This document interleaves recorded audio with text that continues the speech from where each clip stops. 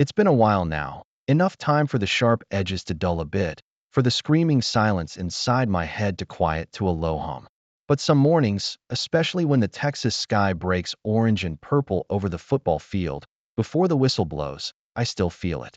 That cold knot in my stomach, the one that used to wake me up in a sweat, convinced the walls were closing in.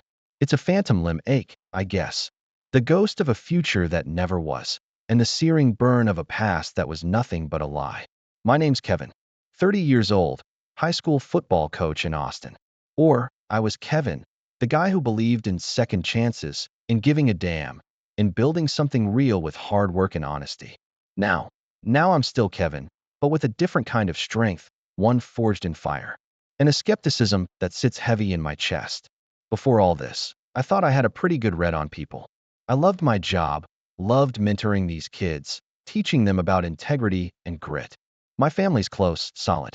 I had a small house, a good dog, a routine that felt steady and right. I was ready for something more, for someone to share it all with.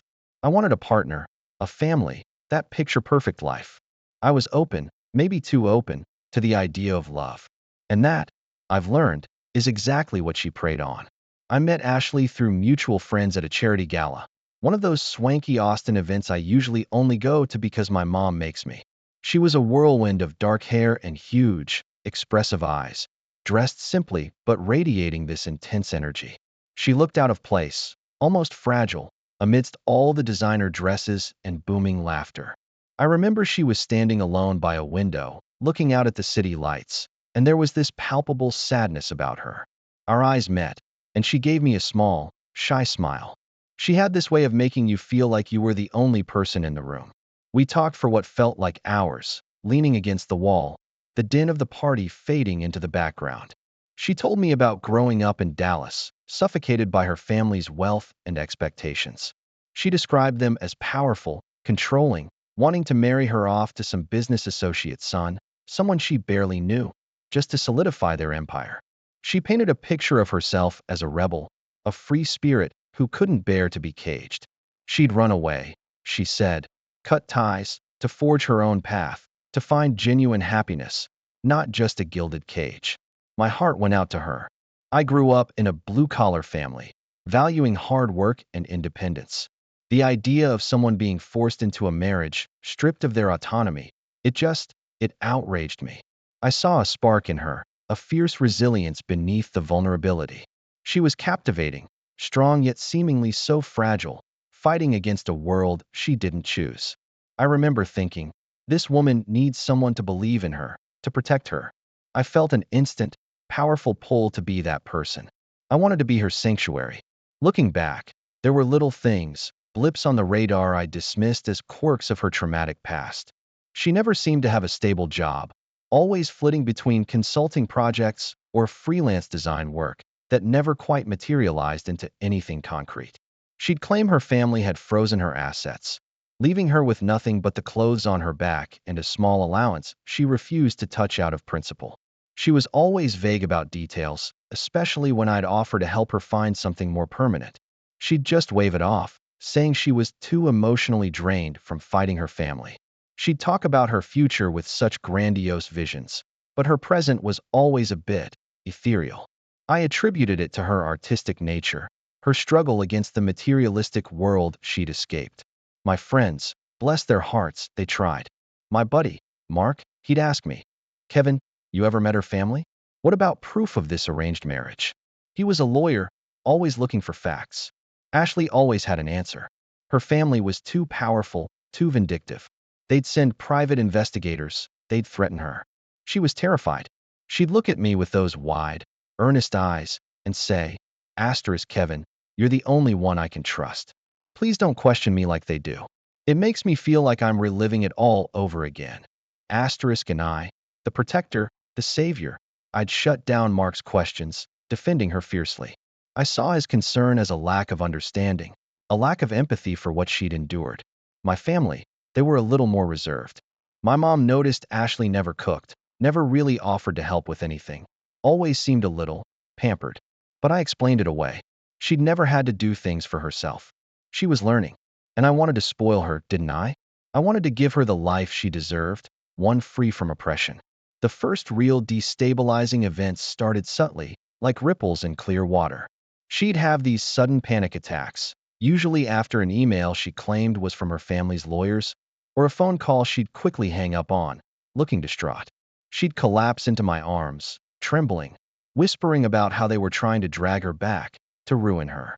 She needed money, she'd say, not for herself, but to pay an anonymous source for information, or to cover legal fees for a lawyer who was discreetly helping her fight them off. She was so convincing, so utterly terrified, and my instinct was to protect. I drained my savings, not all of it, but a significant chunk, to keep her safe. It wasn't a loan, she always insisted. It was an investment in her freedom, our future together. Then came the subtle psychological pressure. She'd get upset if I spent too much time with my friends, implying they didn't understand our unique situation, that their mundane lives felt suffocating compared to the high stakes of hers. Asterisk, they don't get what we have, Kevin. What you mean to me, after everything. Asterisk, she'd make me feel guilty for wanting to go to my regular poker night, or for helping my dad with yard work on a Saturday. She'd say I was choosing them over her fragile peace of mind. I started canceling plans, making excuses, feeling a growing resentment from my friends and family, but rationalizing it as necessary for Ashley's well-being. She needs me right now, I'd tell myself. She's been through so much. Our world became smaller, centered entirely around her needs, her dramas, her narratives. I found myself walking on eggshells, constantly trying to anticipate her moods, to ward off another panic attack or emotional outburst. One evening, she accused me of flirting with a waitress at a diner. My jaw dropped. I had simply thanked the woman for refilling my coffee. She launched into a tearful tirade, saying asterisk C, this is why I can't trust anyone. You're just like them, looking for other women, abandoning me when I need you most. Asterisk, I spent hours reassuring her, apologizing for something I hadn't done, feeling a confusing mix of anger and desperate pity. I loved her, I truly did, and I couldn't bear the thought of adding to her pain. I started to question my own memory, my own perceptions. Had I lingered too long? Was I inadvertently sending signals? The insidious doubt began to creep in. The proposal felt like the culmination of everything. I had saved for months for a ring, something beautiful and classic. I took her to Zilker Park, where we'd had our first picnic, and I got down on one knee. Her eyes filled with tears, a mix of joy and relief. She said, asterisk yes, 1,000 times yes, Kevin, you're saving me. You're my everything. Asterisk, I felt a surge of triumph, a deep satisfaction. I was doing it. I was building her that sanctuary. The wedding planning began immediately, and it was entirely her vision. A grand affair, something befitting a woman of her supposed background. Even though she insisted she didn't care for such things, it was just what her family would expect, and we had to show them she was doing well without them. We needed a top-tier planner, a designer dress, an expensive venue. My savings, already depleted from the legal fees, were quickly earmarked for deposits. I even agreed to put a down payment on a new house, something bigger, with a study for her design work, convinced this was the symbol of the stable, loving home I was providing. My parents had offered to help with the wedding costs, but Ashley refused, saying she didn't want to burden them, that we would handle it. She said she had a trust fund she was fighting to access, and it would all be reimbursed once her legal battles concluded. She had me completely hooked, invested not just emotionally, but financially, to a staggering degree. I was already picturing us there, raising a family, the perfect life. I remember the last conversation we had before the wedding, just 2 days prior. We were at our new, empty house, standing in what would have been the living room. The air was thick with the smell of fresh paint.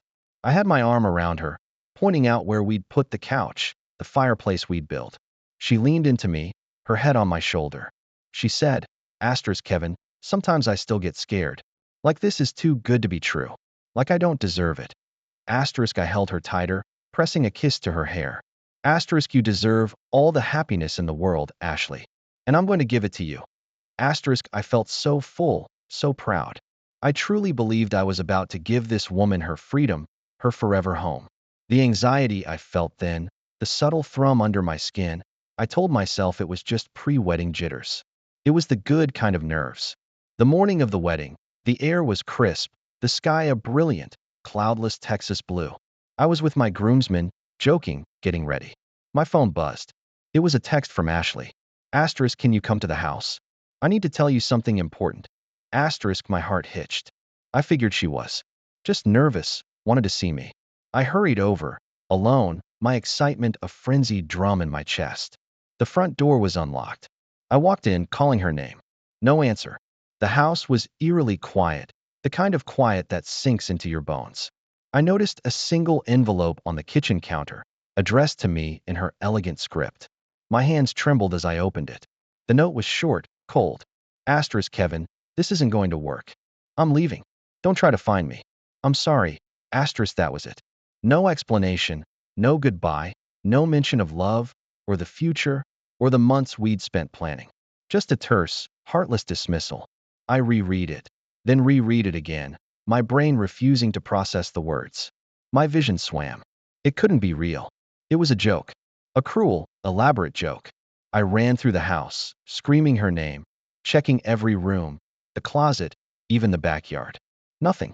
Just the faint scent of her perfume lingering in the bedroom, mocking me. My world didn't just crack. It shattered into a million irreparable pieces. The phone calls to my friends, to my family, telling them the wedding was off. The looks of pity, the questions I couldn't answer. The shame, the humiliation. I just wanted to disappear. For days, I lay in my bed, staring at the ceiling, the note clutched in my hand, replaying every moment, every word, searching for a clue, a sign I'd missed. How could someone I loved so deeply, someone I'd promised everything to, just vanish? Then, a few weeks later, the mail came. A thick envelope, official looking, with a legal firm's letterhead I didn't recognize. I opened it, my hands shaking. It was a summons. Ashley was suing me. Suing me.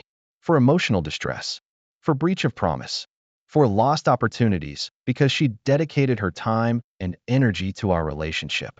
For a share of my assets, claiming I had coerced her into the relationship, that I had been emotionally manipulative, that I had trapped her. My jaw went slack. The words swam on the page, each one a fresh stab to the heart, a complete inversion of reality. I called Mark, my lawyer friend, my voice raw and broken. He came over immediately, his face grim as he read the document. Kevin, this is bad, he said. Asterisk, but it's also insane. We need to fight this. Asterisk, he took the case, God bless him, and launched into discovery. That's when the real horror began. As Mark dug, the truth slowly, agonizingly, unraveled. Her legal team provided documents, depositions, but Mark's investigation went deeper. Her story of the arranged marriage in Dallas? A complete fabrication. Her family, far from being wealthy socialites, were a perfectly ordinary, middle-class family from Houston. They hadn't seen or heard from her in years. They believed she was working in California. They were as stunned as I was, maybe more so. Mark found others. Other men. Men from Denver, from San Francisco, from New York. All with eerily similar stories. A woman, matching Ashley's description, had entered their lives, presenting herself as a victim of some grand injustice and abusive ex, a controlling family, a stolen inheritance. She'd charm them, reel them in with tales of vulnerability and fierce independence, preying on their chivalry, their desire to save someone. She'd entangle them emotionally and financially, promising a future, draining their resources, then disappearing just before a major commitment, a wedding, a big move, a business venture. And then, the lawsuits. Always the lawsuits. She was an expert at twisting the narrative, portraying herself as the victim, making outrageous claims of coercion and abuse, demanding compensation for her suffering. Each man was left heartbroken, financially scarred, and utterly bewildered. The pieces clicked into place, grotesque and horrifying. The panic attacks were stage performances. The legal fees were my money lining her pockets. The isolation from my friends and family was a calculated tactic to keep me from questioning her. She hadn't been running from an arranged marriage. She had been running a con. My entire relationship, every tender moment, every shared dream, every promise, was a script she had rehearsed multiple times. I wasn't her savior. I was just another Mark. The emotional collapse was absolute. I couldn't eat, couldn't sleep. The world felt muffled, unreal. I'd sit on the couch for hours, staring blankly, feeling nothing but a profound, aching emptiness, occasionally punctuated by flashes of rage so intense it felt like my blood was boiling. The shame was a living thing inside me, whispering, how could you be so stupid, Kevin? So naive? I had seen myself as a man of character, a discerning judge of people. Now I felt like a fool, stripped bare, exposed. My trust in humanity, in love itself, was utterly annihilated. Mark, bless him again, he didn't let me wallow for long. He showed me the other victims, connected me with them. Hearing their stories, seeing their faces, men who looked just like me, good men, trusting men. It was a shock, but also a strange kind of validation. I wasn't alone. This wasn't just my unique failure. It was her calculated pattern. The anger began to shift, away from myself and towards her. I wasn't just a victim anymore. I was part of a larger fight for justice. I decided, with Mark's guidance, to fight back. Not just to defend myself, but to expose her, to stop her from doing this to anyone else. The legal battle was grueling. It dragged on for months, a financial drain and an emotional gauntlet. Each deposition, each piece of evidence, forced me to relive the entire painful charade. But with each revelation of her intricate lies, a tiny bit of my strength returned. We presented the evidence of her multiple scams, the consistent pattern, the testimony from other victims. Her legal team, initially aggressive, started to falter as their case crumbled under the weight of irrefutable proof. Eventually, her case against me was dismissed with prejudice. And then, Mark, with the backing of the other victims, filed countersuits for fraud. She vanished again, this time truly gone, probably to start over somewhere new with a fresh identity and another sob story. But this time, there was a paper trail, a legal record that would follow her. The dust settled, leaving behind a profound silence. The financial strain was immense. I'd lost most of my savings, and then some, to the legal battle. The house I'd put a down payment on became a bitter reminder, a dream deferred. I had to sell it, took a small loss, and moved back into my old, smaller place. But the biggest cost wasn't money. It was the crushing weight of betrayal. Healing wasn't a sudden awakening. It was a slow, agonizing crawl back to myself. I threw myself into coaching. The football field became my sanctuary, the kids my focus. Their raw energy, their simple honesty, their struggles and triumphs. It was real. I poured everything into them, teaching them about integrity, about seeing past the flash, about building character. I told them stories, not explicitly my own, but parables about trust and deception, about resilience and knowing your worth. I found purpose in trying to prevent them from making the same mistakes I did, from falling for the shiny surface without looking underneath. Slowly, the world started to regain its color. I began to trust my instincts again, but with a new layer of discernment, a healthy skepticism. I learned to listen to that small voice of doubt, to the observations of my friends and family. I started going to therapy, talking through the trauma, the shame, the lingering anger. It helped me understand that I wasn't foolish for being compassionate. I was just misplacing it. My desire to protect, to save, wasn't a flaw, but a strength, one I needed to learn to direct wisely. It took years. Years of rebuilding, of finding my footing again. I coached those kids. I spent time with my family. I rediscovered simple joys. And then, when I least expected it, I met Sarah. She's a science teacher at the same high school. We connected over shared stories about our students, over a mutual love for hiking the trails around Austin. There was no drama, no grand pronouncements of being a victim, just easy conversation, genuine laughter, and a quiet strength. Sarah is different. She doesn't need saving. She's capable, smart, and strong in her own right. She's independent, but values partnership. She builds me up, not by asking me to rescue her, but by sharing her life with me, by being honest and vulnerable in a way that feels safe and real.